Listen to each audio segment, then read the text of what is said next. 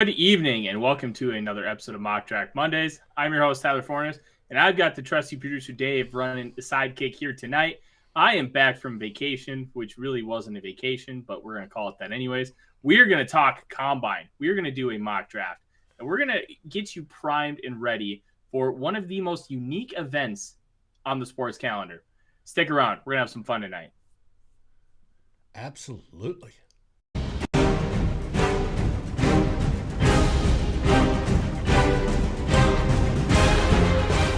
Welcome to Climbing the Pocket's Mock Draft Mondays. Who will the Vikings pick, and who's your favorite choice?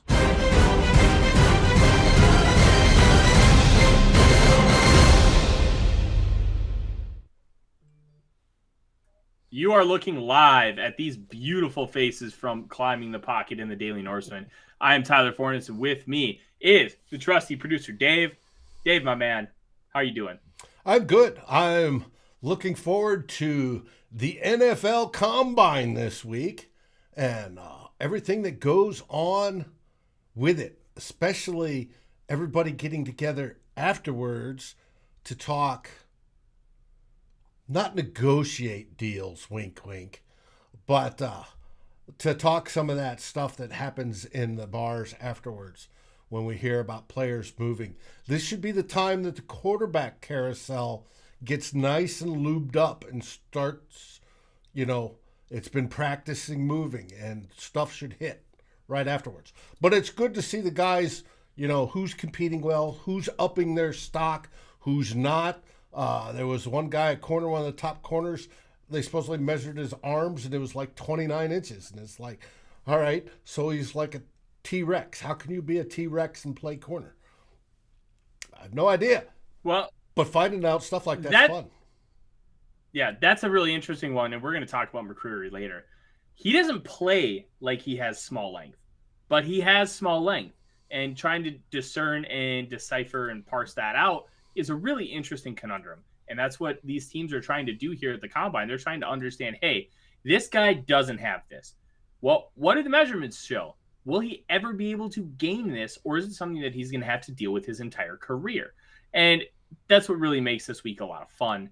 And there are so many different elements to how this can be or won't be a success in the National Football League.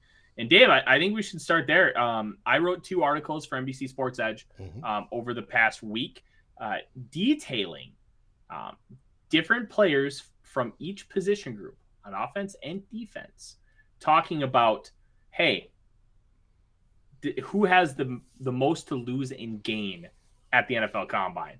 And I'll kind of let you ship and pick out the guys because I know you've got the list right in front of you. And we'll kind of break it down, just kind of starting quarterback, go all the way through defensive back, and just try to help everybody understand who can be the big winners and losers based on their performances. Well, first, I wanted everybody to know the schedule because not everybody is in there today, tomorrow, Wednesday, stuff like that. And they do different things on different days. Here's your schedule. And sorry, it cuts off part of our face. Hey, Nick, how are you? Today was the day for tight ends, QBs, and wide receivers to report, and it's registration, pre-exam, orientation, and starting the interviews. The interview process is a biggie. Then we go on to O-line and running backs, followed by D-lines and linebackers, and then we end up with DBs, place kickers, and special teams after that. That's your schedule. And you can see how it's spread out over each of those days. Who's doing what and doing, all those things together. And we end up finishing on Sunday, and then everybody leaves next Monday if they haven't left already. So that is that.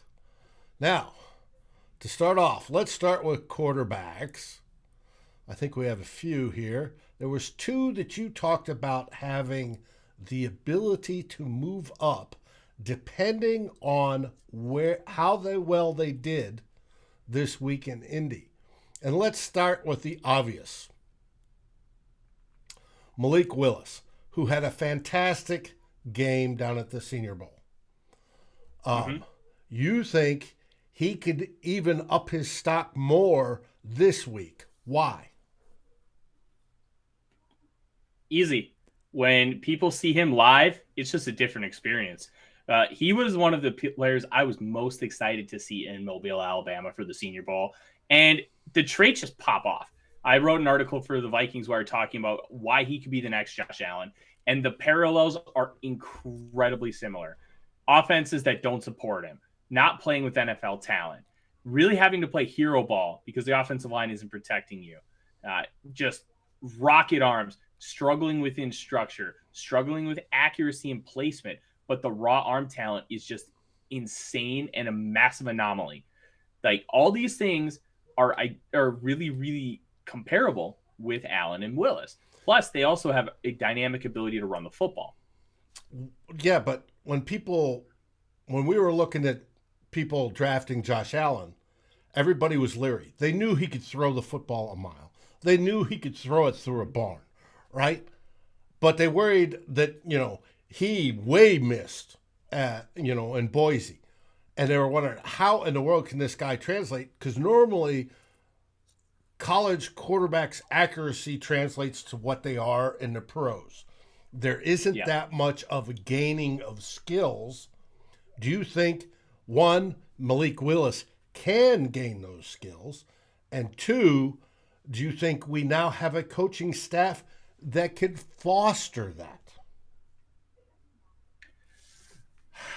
Yes and yes. I think Mobile really showed that element for him, because one of the things that he struggled mostly with was thriving within structure, thriving within the pocket, utilizing the play to its best ability. Okay. Running an offense, utilizing reads and progressions, all the basic stuff, what we talk about with quarterbacks. Mm-hmm. Malik Willis doesn't do a lot of that very well. A lot of that has to do with the offense. Some of that has to do with the fact that the talent around him is bad. There's not one draftable player that is playing with him currently right now. That's really bad.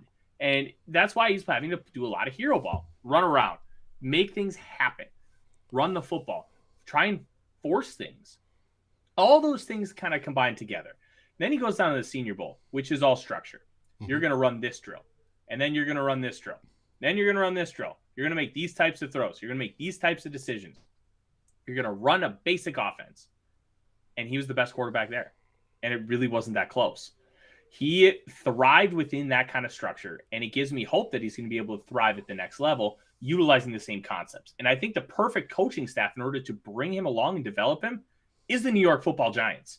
I don't think that there is a better coaching staff out there that will be able to kind of nurture him. That because doesn't Brian already Daboll, have what he a did. set quarterback. Yes, Brian Daboll is the one that laid the groundwork for Josh Allen. He and Brandon Beane built Josh Allen. And because he's there, and the assistant GM of Brandon Beane, Joe Shane, is now the GM of the New York Giants. Do you think they they're already going have to the take groundwork? Willis that high? I really don't know, but I'll tell you, when you watch him throw the football, and it's a bazooka, it's a piss missile. Any adjective you can think of that'll describe just an absolute rocket arm, use it to describe Malik Willis. He threw the ball faster by over 10 miles an hour than any quarterback in Senior Bowl history. The record holder before him, Josh Allen. So just another one of those kind of comparables. Malik Willis has insane gifts. And you know what? If he never truly figures out how to throw the football like you'd like him to do, like even come close to what Josh Allen has done, he's a dynamic runner. He already has confirmed 40-yard dash times of under 4.4 seconds. He is a very powerful and thick runner in his lower half. He's going to be able to bounce off tacklers, and he's going to be able to outrun them too. When you look at all those things, he's a guy you want to take a shot on. He's going to throw at the combine. And when he starts throwing ropes and darts and running under a 4.4 in the comp at the 40-yard dash, somebody's going to take him in the top 10. And as Vikings fans, he is the exact kind of quarterback that we've been clamoring for. Insane arm talent, ability to make dynamite plays, succeed outside of structure, take chances. Look, you don't want to be reckless, but just look at what Brett Favre did for us in 2009. He took chances and he took risks, and a lot of them paid off. Did it bite us in the end? Yeah. But you're never going to get to that point unless you have Brett Favre willing to have the guts to make those big boy throws. And that's what Malik Willis is going to bring to you. He's going to have the guts to make those big boy throws. And it's a very, very, very, very exciting proposition. Now, let's look at the other side, Dave. Why it could go bad. He's never really thrived inside of structure.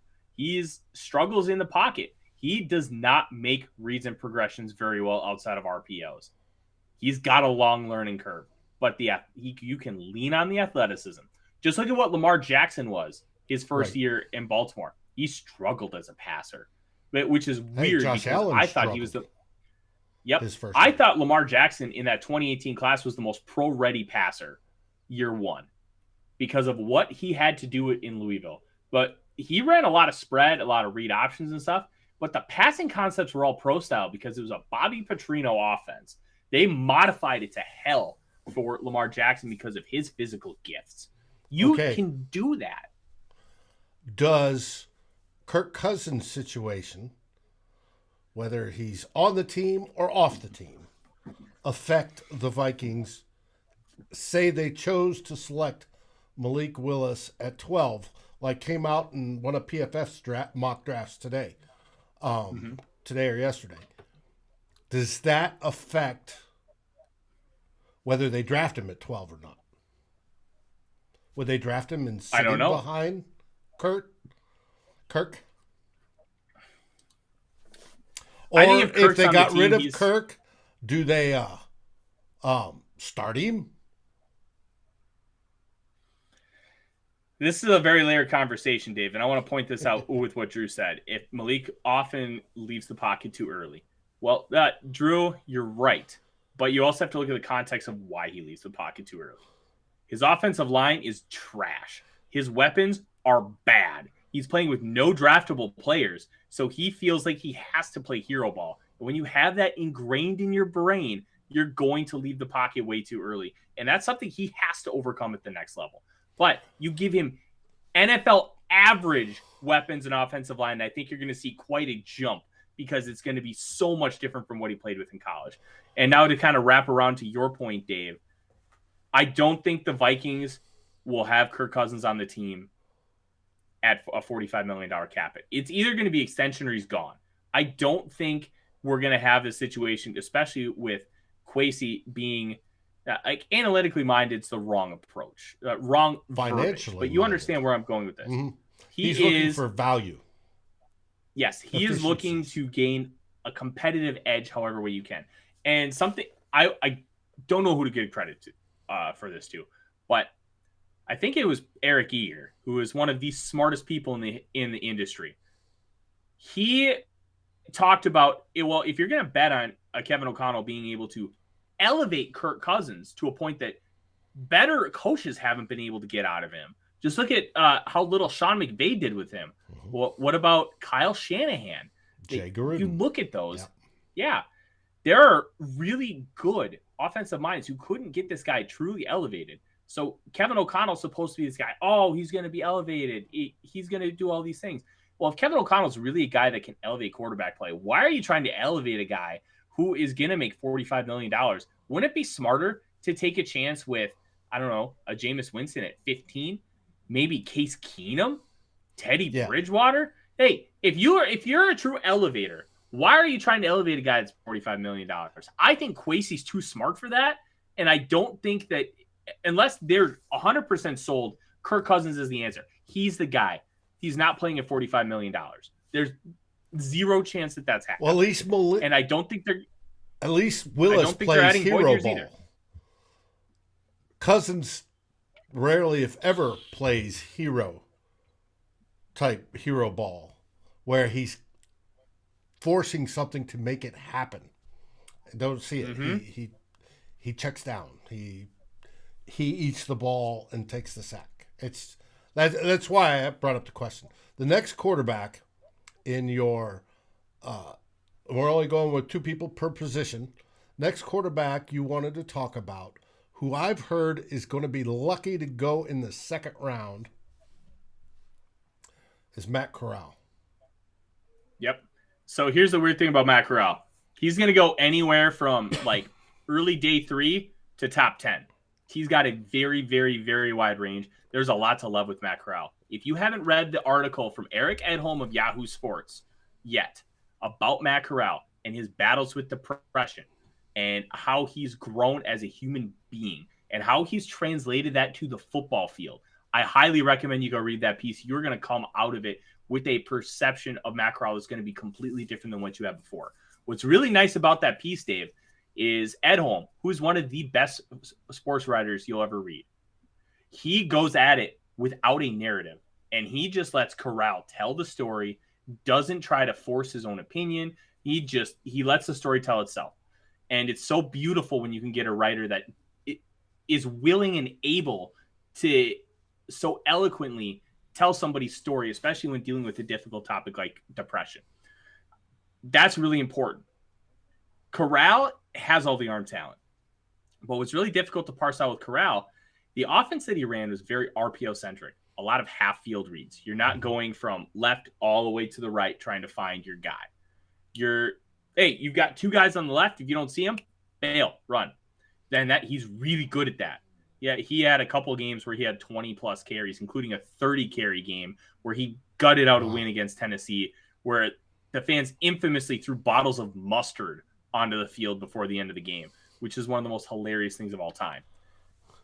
The problem is that the offense that Jeff Lebby wanted to run, or were they doing it because they knew Corral had limitations?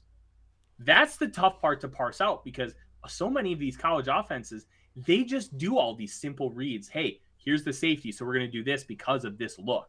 They're not doing a lot of complex stuff because they don't have to. They have the athletes that can just win in space, and it doesn't matter. And that's where the college game is trending right now. Sam Howell is going to be a guy that you'll talk about and hear about a lot, and he is dealing with some of that stuff too. Like, the offense is just abysmal for NFL projection. Matt Corral's the same way. The only offense that really gives any kind of baseline for what the guy can be in the National Football League as far as a true traditional like pro style passer with NFL concepts, Carson Strong in Nevada runs a modified air raid, which you see a lot of those concepts in the NFL now, and Kenny Pickett running a true pro style offense. But these other guys, you're just not going to see it. And understanding Corral is trying to figure that part out. And that's the difficult part. You have to be able to talk to him. You have to be able to talk to coaches.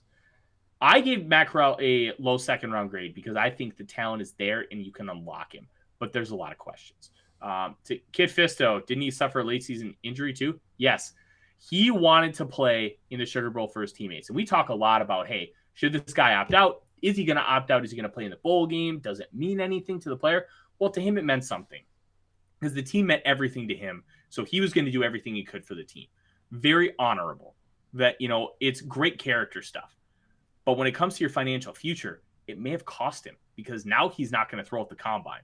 He's going to wait till the pro day. He's still healing from that high ankle sprain. And that was 2 months ago. That was New Year's Day. So you can argue either way. But right now, it's looking to be a massive detriment to him that he went and played that game, which is really unfortunate. We're not going to know more about Matt Corral until his pro day. Yeah, but it's the wanting to play shows a mentality thing that at least some football teams take into effect and go, we like that mentality, that he wants to stick it out.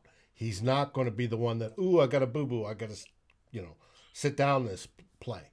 He's going to be the one fighting to get in and make plays. There's a lot of football teams that absolutely love that. And yes, absolutely. And that mentality is fantastic.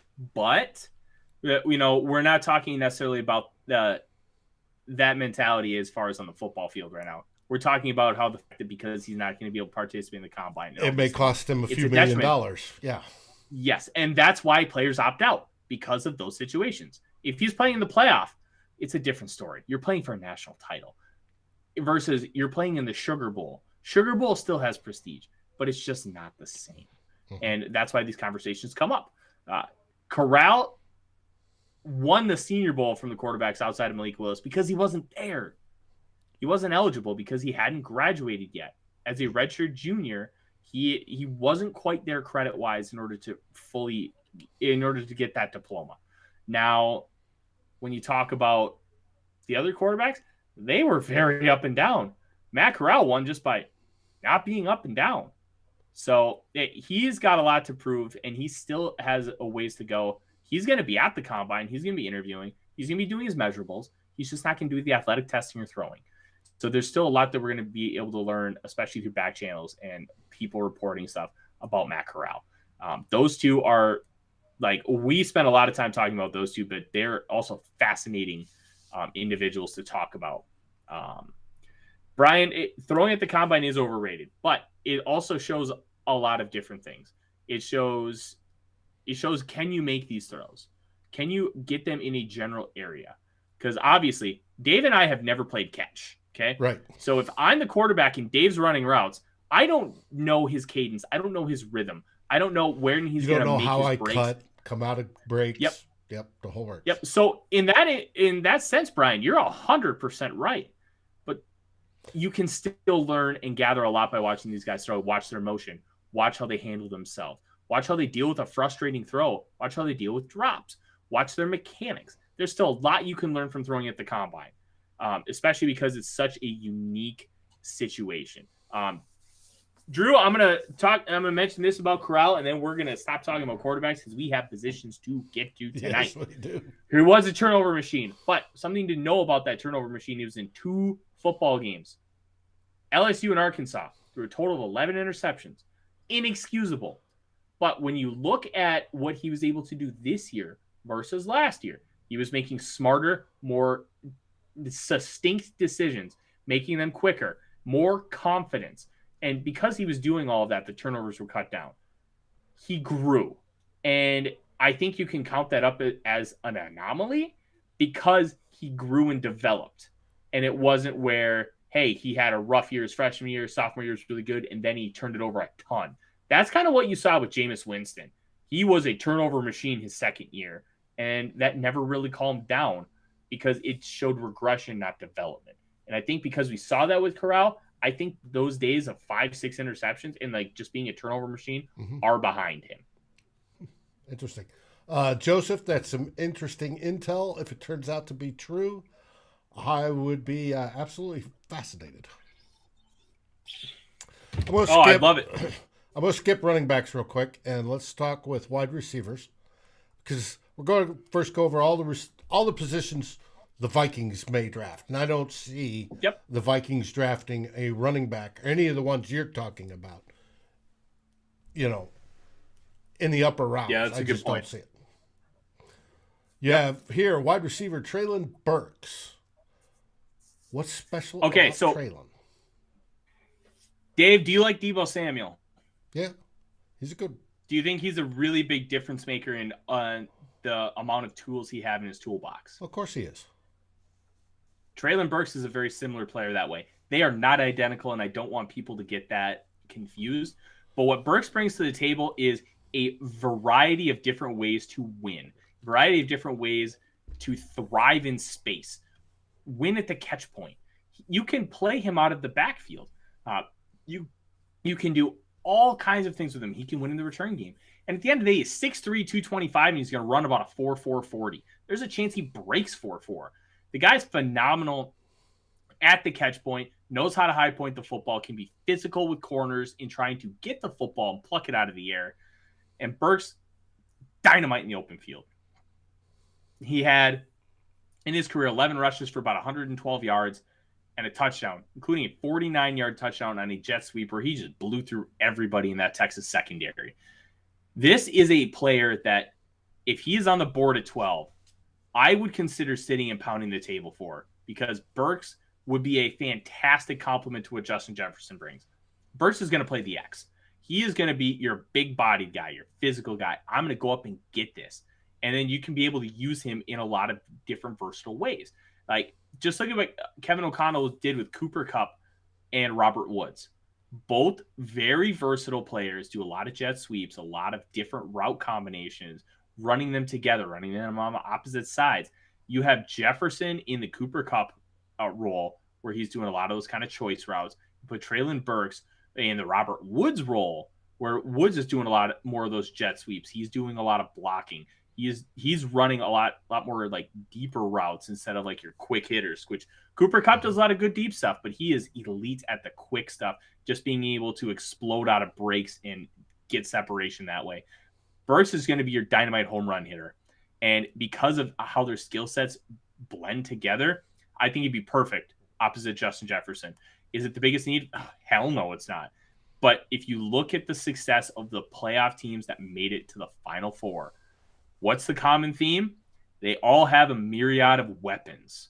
The Vikings need to really fortify their weapons base. With Thielen out, you're trusting KJ Osborne to be wide receiver too. Good player, very valuable to have on your roster. Is not that kind of player at this point in his career. Mir Smith-Marset shows flashes, but you can't count on him to be anything. I would pound the table for Treylon Burks because I just think he can be that difference maker at the next level. Interesting. The other wide receiver you had on there is one I was not aware of. Mm-hmm. Calvin Austin from Memphis. Okay, Calvin Austin really impressed me at the Senior Bowl. I thought he was going to be a gadget guy. He's not big. He's like 5'7.5", 175 pounds. But Tutu Atwell at 5'5", 155, got drafted at 56 overall by the Rams, who everybody laughed at him. And I laughed at it too because I thought it was a terrible pick. But they won the Super Bowl. So what do I know, right? Austin got a lot of his touches manufactured. Jet sweeps, screens, low crossers. And then they threw the ball to him deep. Didn't really show a huge route tree. He went to Mobile and dominated in one-on-ones. He was showing a complex release package. He was winning at the top of the stem in various ways. He was blowing by people. He was doing everything that he needed to do to show he was a true receiver. And what was really impressive was his catch radius was spectacular for somebody his size. He was reaching out and grabbing the ball every which way. I was very impressed by Austin, and I thought he was a top 3 player at the Senior Bowl. He's going to run the 4-3s. And with his receiver skill set, you put him in the slot, you can run him at the Z, which is what Tyreek Hill plays for the Kansas City Chiefs. You run a lot of like your overs. You're not doing a lot of like jump ball stuff, but you're getting this guy in space and you're letting him make plays. And I think that's what Calvin Austin can bring to a football team. With a dynamite athletic testing set of numbers, Calvin Austin's probably going to go top 50 and maybe even higher. This guy is a very, very good football player.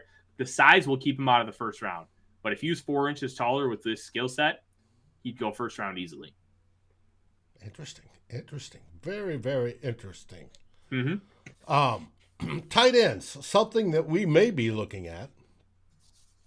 I didn't get everybody, but I did get Charlie Kolar out of Iowa State. Kolar's an interesting one because one of the comps, like I've got a lot of buddies in the scouting world, and one of them likes to make fun comps, like not just copying them to football players, but copying them to animals, inanimate objects. This guy comped him to a 2x4, a plank, because he just runs so upright and is stiff as a board. And Kolar was very productive. Brock Purdy was not a great quarterback. They had Breece Hall behind the quarterback or running back, who was dynamite. He was one of the guys that I also wrote about. Drew, you're 100% right. Dave rules. Thanks, guys. And Kolar, when he in Mobile, really surprised me because he was much more limber, much more fluid, athletic than I thought he looked on tape. And if he tests well at the combine, I think that's going to go really far with his production profile to really make a statement that he can be one of the top 3 or 4 tight ends in this class. Interesting. Your other tight end was Jeremy Ruckert. Ruckert. Drew is going to love Jeremy Ruckert because from his favorite team, the Ohio State Buckeyes. So Ruckert is an interesting case study because if you remember in last year's college football playoff, Ruckert was dominant. He put up like 3 touchdowns, 200 yards, and he got a lot of run. Well, this year, Ohio State literally had the best receiving core in the history of college football. I couldn't tell you a better receiving core than that. They were phenomenal. Their third receiver in the Rose Bowl caught like 330 yards on like 15 catches. Like their third guy. Yeah, I was waiting for that, Drew. Thank you for a good chuckle. But so in order to understand that, you like how much of that has to do with the fact that they just have a loaded receiver room, or is Ruckert just not that good? And they just capitalized with him. Well, he went down to Mobile, and Thor Nystrom from NBC Sports Edge and I were just watching practice together, and we were just blown away at how soft his hands were. He was gaining separations with his route running. He was doing all the little things that were like, hey, this guy's an actual player. And before he hurt his foot and had to bow out for day 3 in practice, he was a top 5 player. Ruckert won the week, and he is solidified himself in the top 5 of this tight end group. He, at his very worst, he's going to be Kyle Rudolph. At his best, he could be like a Delaney Walker type, where you can kind of flex him out and use him in all these different ways. He's going to be really good in line. He's going to be a good, solid blocker. I think he's like 6'3.5", 255. He's not small, but he's not overly like. And he's not skinny either. No, not a 255, 6'3". No, he's a good weight. I think that he's a really, really good football player, man, and that's a guy who wherever he ends up is going to do a fantastic job. Cool. Should be interesting. Let's go for our next individual on the list. Offensive line, because we love offensive line. Mm-hmm. You have Trevor Penning. Yes. Do you see him as a tackle or as a guard? He's a tackle. I just think he's too big to play on the inside. He's a shade under 6'7", like 325. He is nasty. I don't think he's a phenomenal fit for the Minnesota Vikings, but the team that he is a absolute perfect fit for, the Baltimore Ravens. He should be their right tackle of the future. He is nasty. He's going to bury you into the ground. There are a couple clips that I got at the Senior Bowl. One clip where he got kind of beat to the outside and he just grabbed the edge rusher and just threw him. Well, he happened to throw him at his own quarterback's legs. Luckily, the quarterback, Desmond Ridder, was not hurt. But there was just this nastiness, this mean streak, going the extra mile to just take you out. Dave, I can see your juices flowing right now. Yes. This is your kind of tackle. Dirty, old school. I'm going to beat you. I'm going to beat you. I'm going to defeat you on Yeah. every single rep. I'm going to grab you Playground and I'm going to pound bully. you into the ground. And it's, yes, I love it. Playground bully. That's what he is. And he's got work to do with On the field. I'm sure off the field he's an absolute teddy bear. But on the field, I want a guy that can maul somebody, right? That can take a defensive end and just ruin his day. That's what I want in a tackle. You know, and if he's rush blocking, I want him to bury somebody, whether it be the defensive tackle or the defensive end or going out and reaching a linebacker. That's, blow him up. Just totally dominate. You want linemen that can do that, have the mentality to do that thrive doing that. And it's great. At the end of the day, shake hands, go, hey, what a great game. You won a few, I won most. Hey, that's what it is, or you gave me a hard time. There's all sorts of things. But that during the play, it's, I'm going to drive you into the turf. I want linemen with that attitude. Yeah. And then we'll kind of move on to our next one because I believe my next tackle was it Daniel Falele from Minnesota? It was Daniel Falele. Falele is a guy that's probably also not going to be on the Vikings radar. He's 6'8" and a quarter, 387 pounds. And he is not a fat 387 pounds. He is thick. He is stout.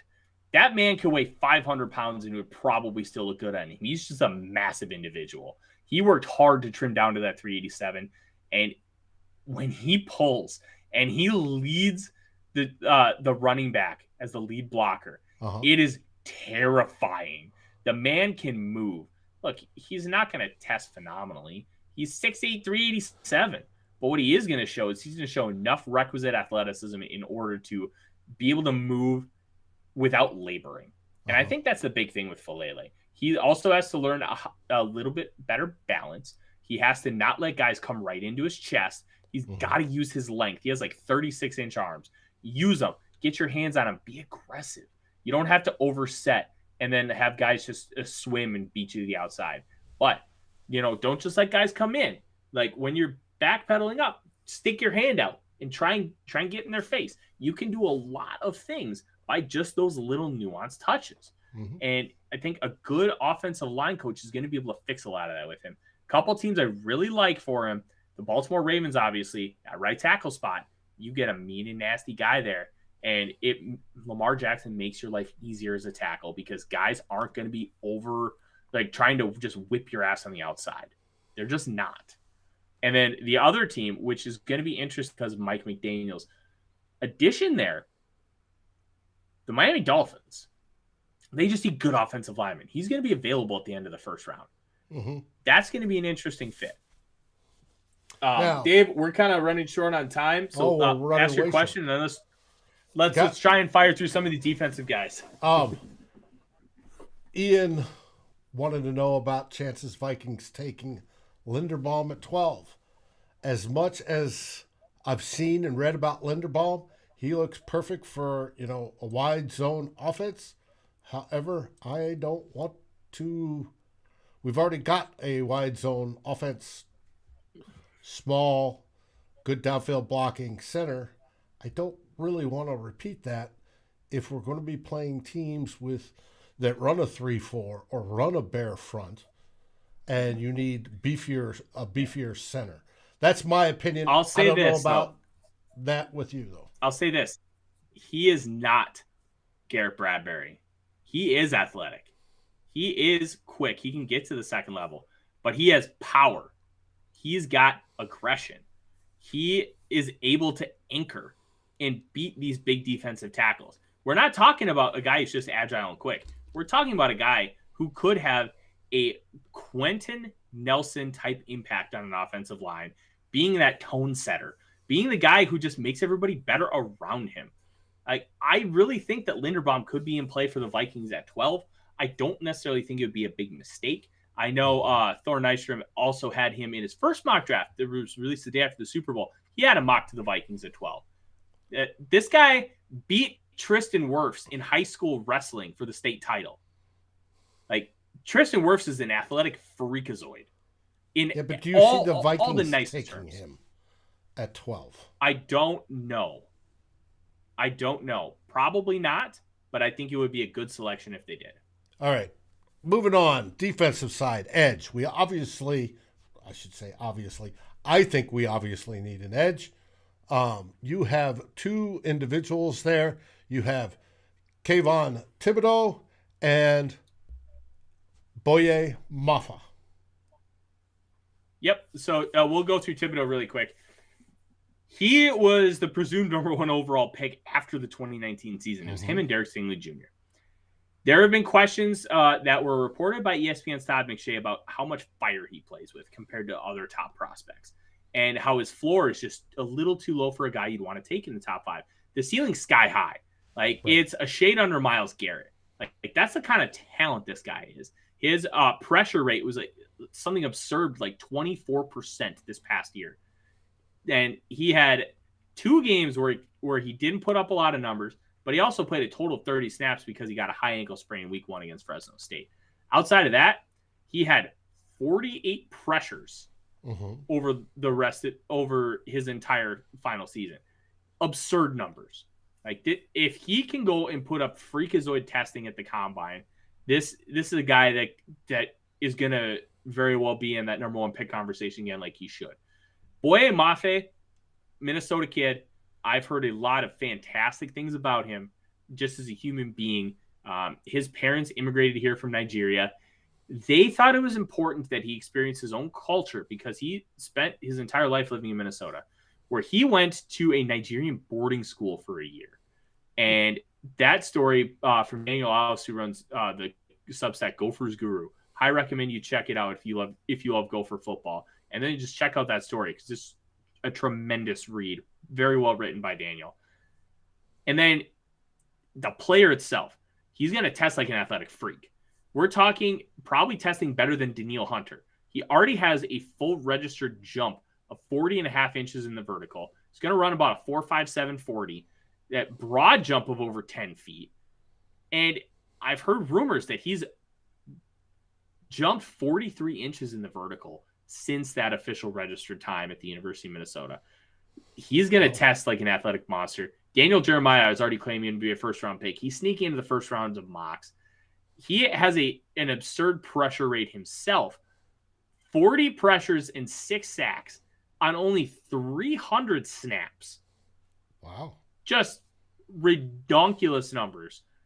Mafe is a very, very good player who is not utilized as much as he should have been in Minnesota because they like to utilize rotation.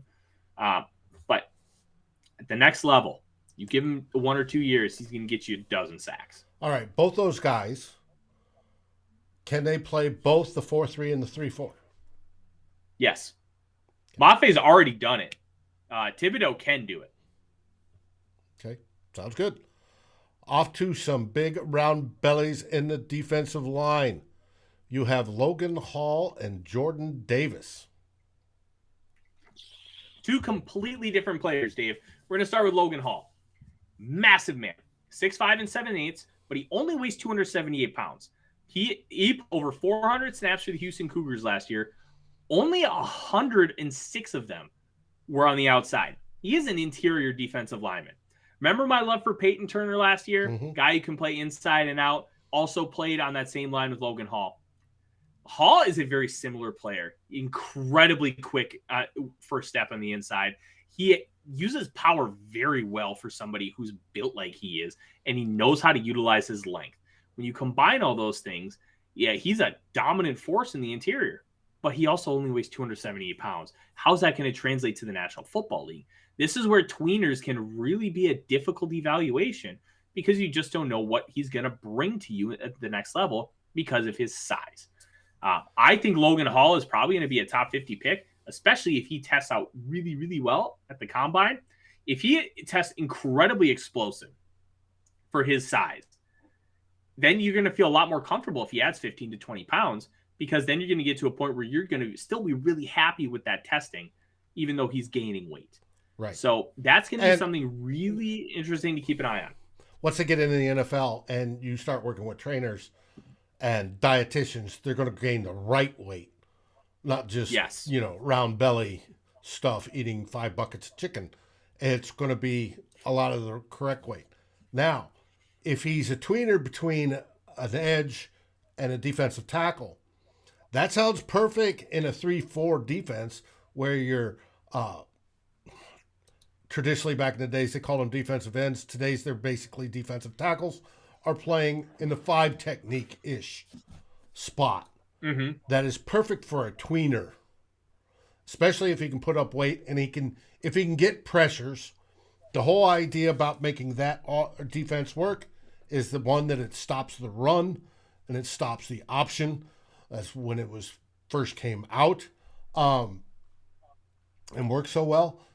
For today, it's used to stop the wide zone movements.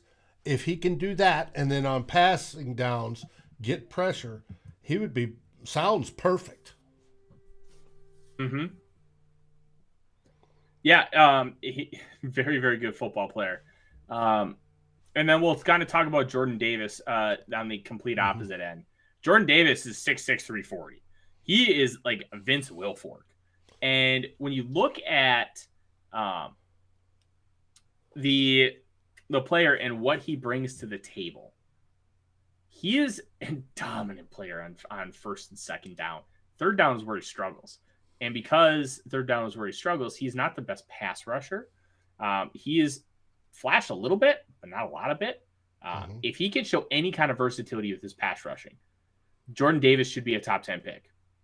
But it's too much of a question mark, and that's why he's currently mocked middle, late first round, because the 2-down versatility, while incredible, how valuable is it versus other guys that you could be taking at that spot who are going to give you more production on third down? Right. And that's the biggest debate with him. If he could show anything, literally anything, pass rushing at the combine, you're looking at a top 10 and you're looking at his stock going up. Brian, you asked about more odd or even fronts. I don't know. Ed Donatel said he's playing both, and he can play both while on nickel. I think it's going to depend on what sort of offense the Vikings are facing as to which one you get more of. If they are a wide zone offense they're facing, expect more odd fronts. If they're a power team, expect more even fronts. Is a simple answer. All right. Yeah, pretty much. We're off to linebackers. Leo Chenai, which I don't have, and I do have Nakobe Dean. And we've talked about Dean before.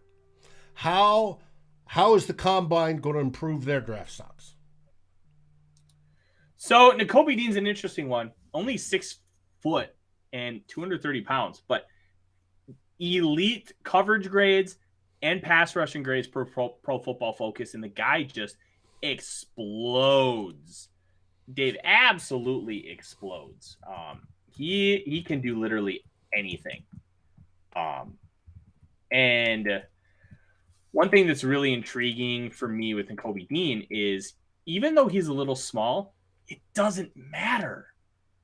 The guy just knows how to get there, and he knows how to take people out, and he knows how to win in space. He can cover running backs with ease. And I think with good testing and measurables that are good enough, the guy's easily a first-round caliber player. Okay, how good is he going to be at Nakobe shedding a 275-pound guard or a 300-pound tackle? He's not phenomenal in the run game. His run game was his weakest spot, only graded out at like the 74.3.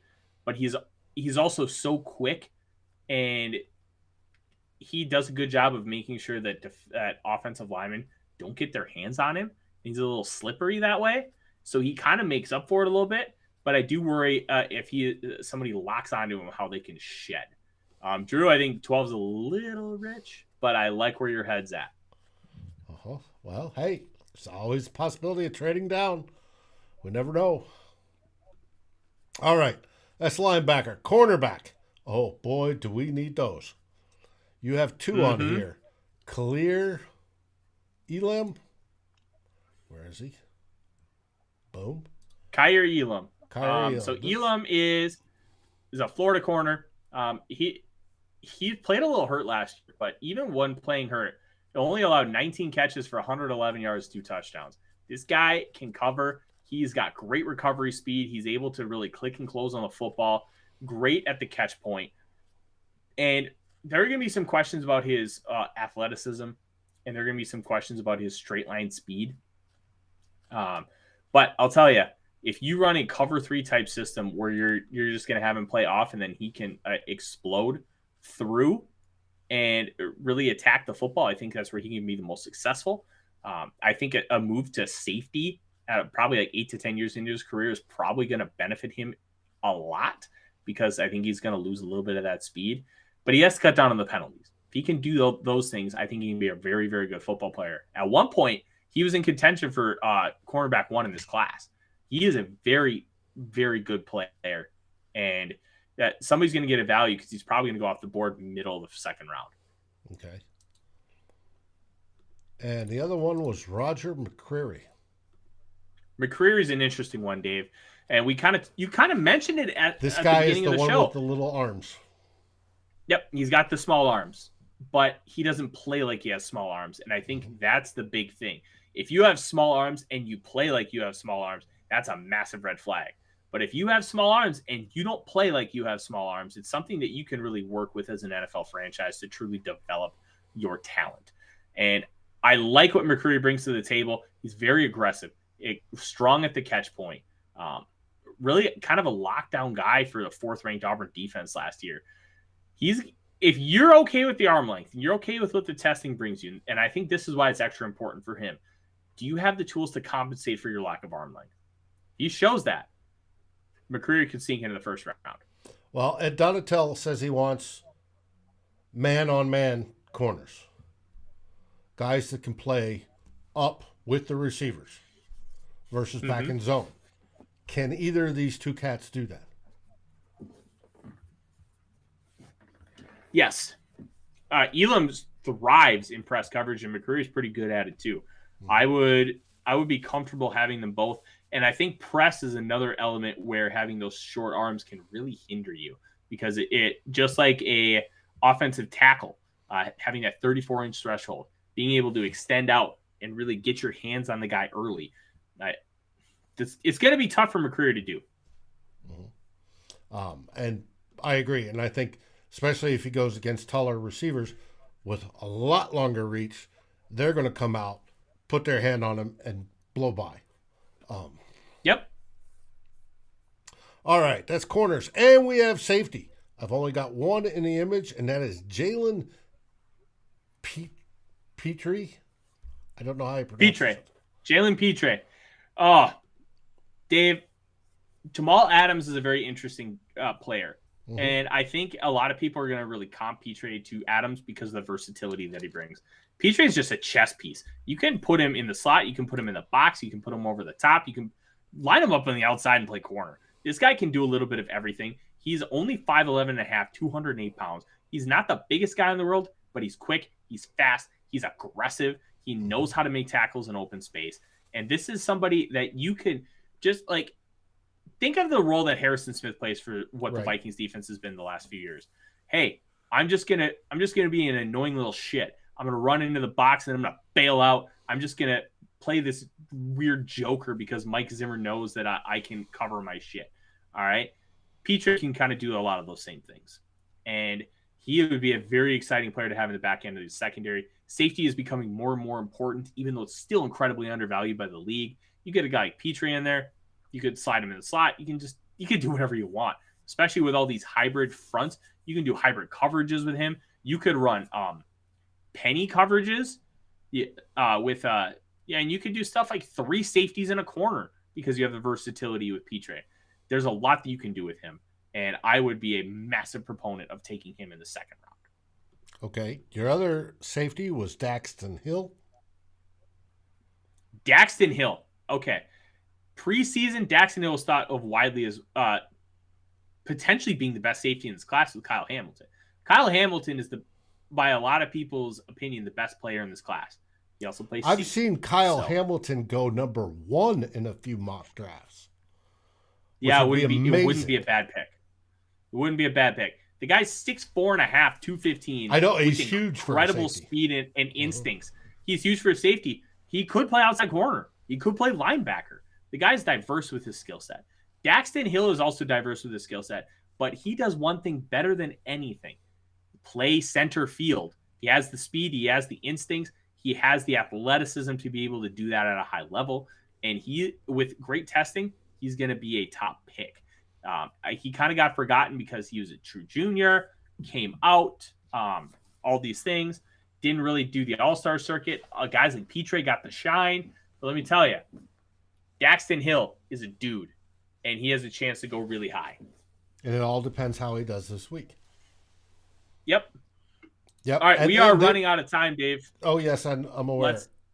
Now, on Combine, how much can it hurt a player or how much can it help a player? It depends.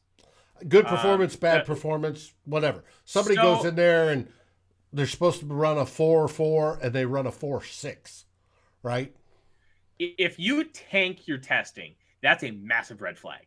You want to at least come close to what you see on film. Now, if you, let's say, remember Chris Johnson ran that 4.2, 4.40. Mm-hmm. I don't think anybody thought he was quite that fast, but they thought he was probably high 4.3s, like 4.38. Right.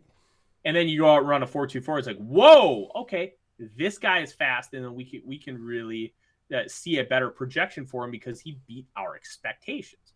But it's also works the inverse too.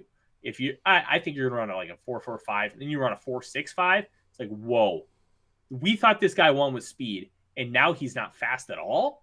And I mean, we're talking the Underwear Olympics. So if we thought you were 4.4 on the field, 6, like, Dave, that's a massive red flag. So you can really tank your stock. Biggest thing, you want to have your measurables coming good, and you want to have your testing be on par with other players. Well, I've seen that happen with linemen, where they're expected to be strong, and then they get the bench and they wussy out on the bench, right? And that drops their stock because they don't have the upper body strength. It's one of the things. Long jump, broad jump tends to show more lower body strength, but they'll get up there and they expect them to have upper body strength as well, which they need, especially now and today because you're fighting more. Yes, you need both, but you want both. But I've seen that's on the inverse side where they've done poorly, and that's dropped their stock.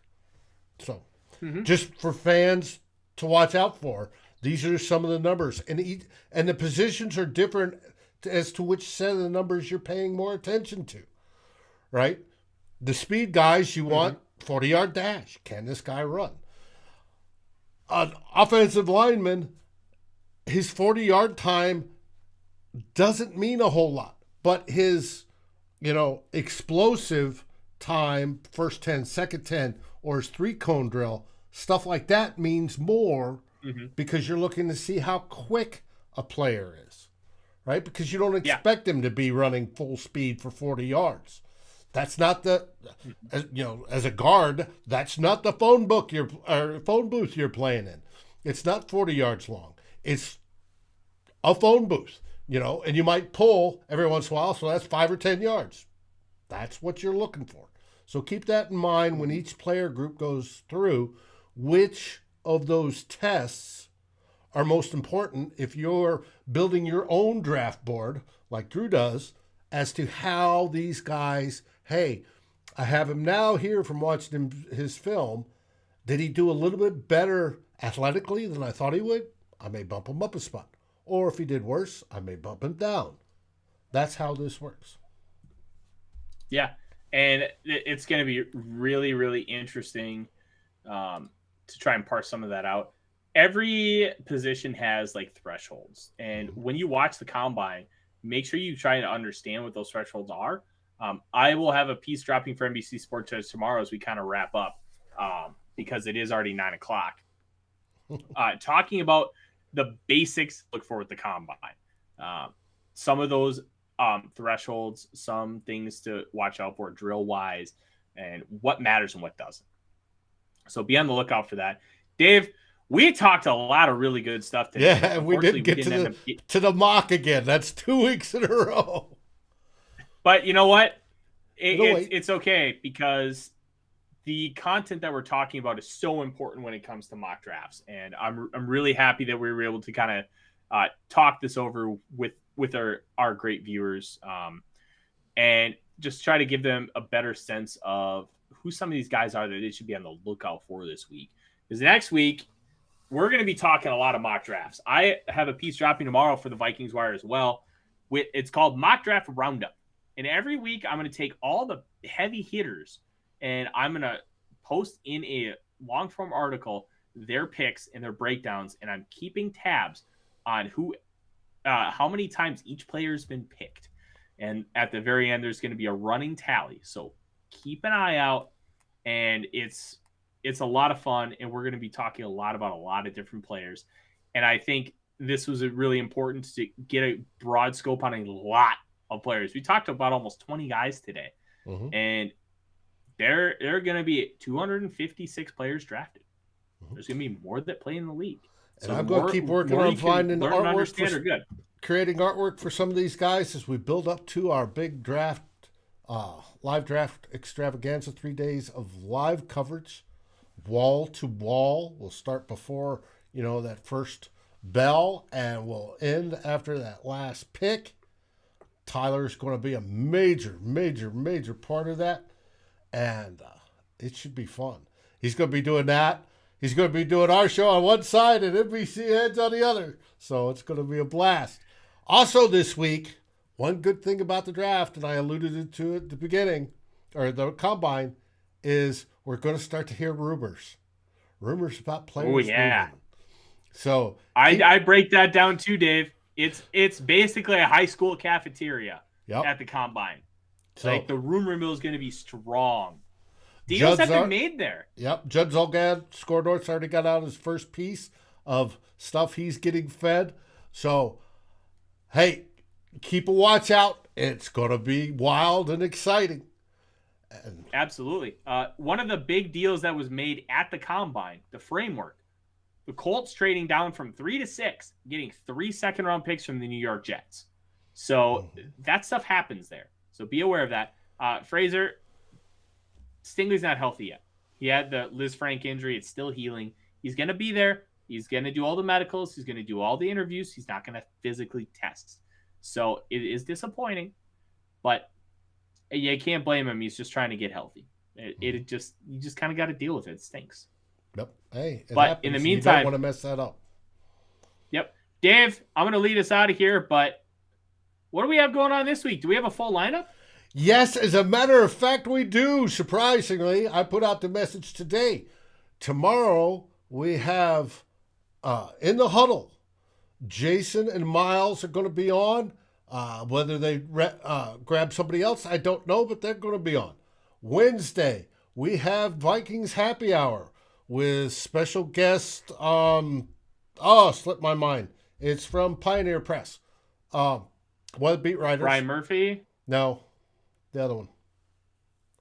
Charlie Walters? No. And I may be wrong. Maybe it's from the Strib. But it's one of those guys. Gessling, Kramer, Gessling. Mark Craig. Oh, kick-ass. Gessling rocks. Gessling on Wednesday.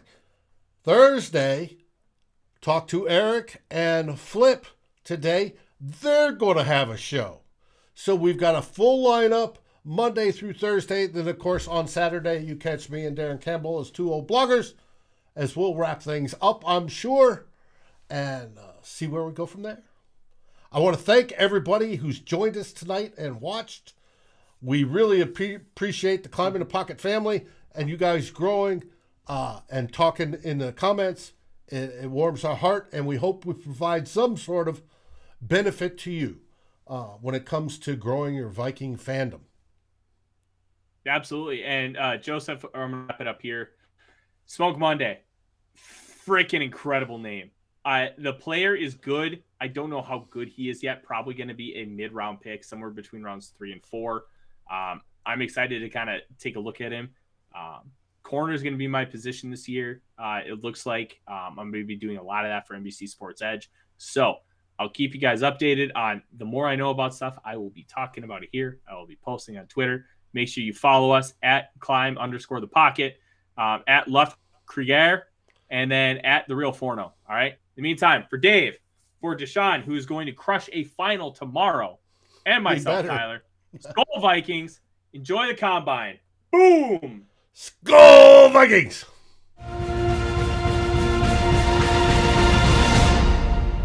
Climb in the Pocket thanks you for watching. Remember to like, subscribe, ring the bell, and if you're listening, rate us on your favorite aggregator. Skull!